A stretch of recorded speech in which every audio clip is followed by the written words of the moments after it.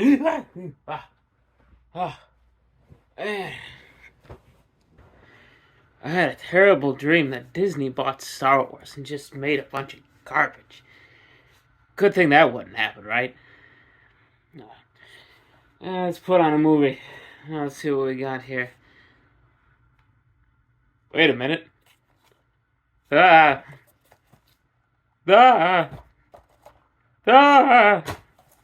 Actually, this one's not that bad. Hello and welcome to the Gen 10 Theater, and today we're going to try to see if we can fit the Disney canon into the expanded universe. Now, I want to start off by saying I have not read every single piece of material from the expanded universe. I haven't even come close. But there's a lot of it. There is well over 300 books to be read when it comes to novels, junior readers, comic books, the whole 9 yards. There's a lot of material. So not many people have, and not many people even own it all. But from the research I have done, I've been able to take what is in the Disney universe and just take the plot points and say, did the expanded universe try that? And if they did, that version wins out.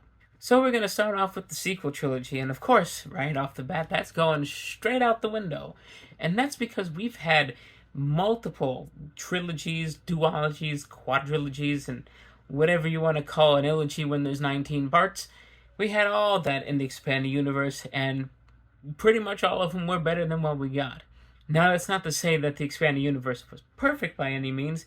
In fact, some of the strangest plot points from the Disney versions actually were in the expanded universe. One of them being the Emperor being a clone at some point.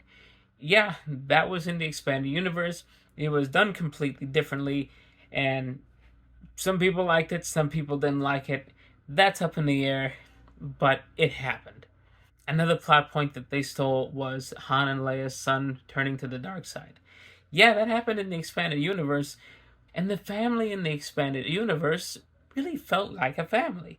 All the characters still talked to each other, all the characters still interacted, they went on missions together, they were the focus. And I think that's really what hurt the Disney stuff, was they just toss all that out the window for their own characters. And I understand that it's their characters, they can profit better off of that if they wanted to. But at the end of the day, the whole timeline of what happened after Return of the Jedi really should have focused on the original characters.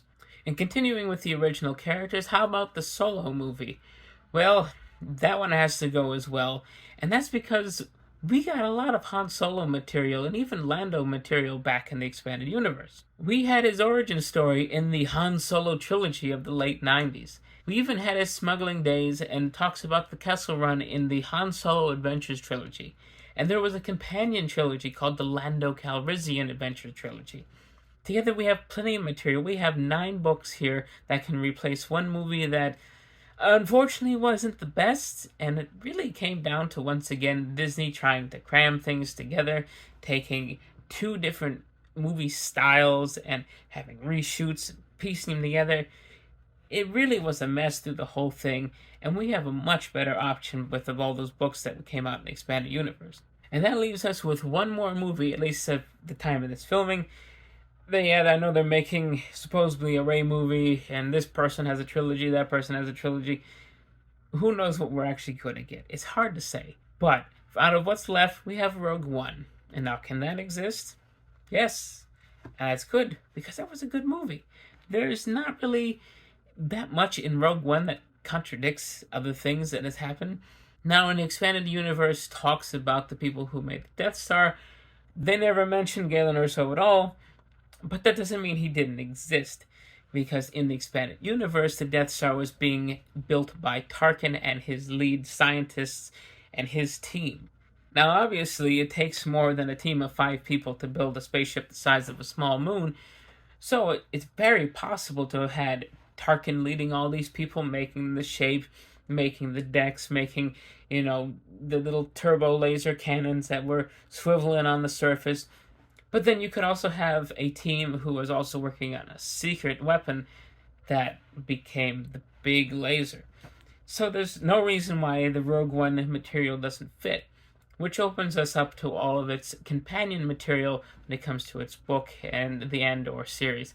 But we'll get there in the next part when we talk about the TV shows and what can and can't fit. And that's when things get really complicated, So I will see you in that one.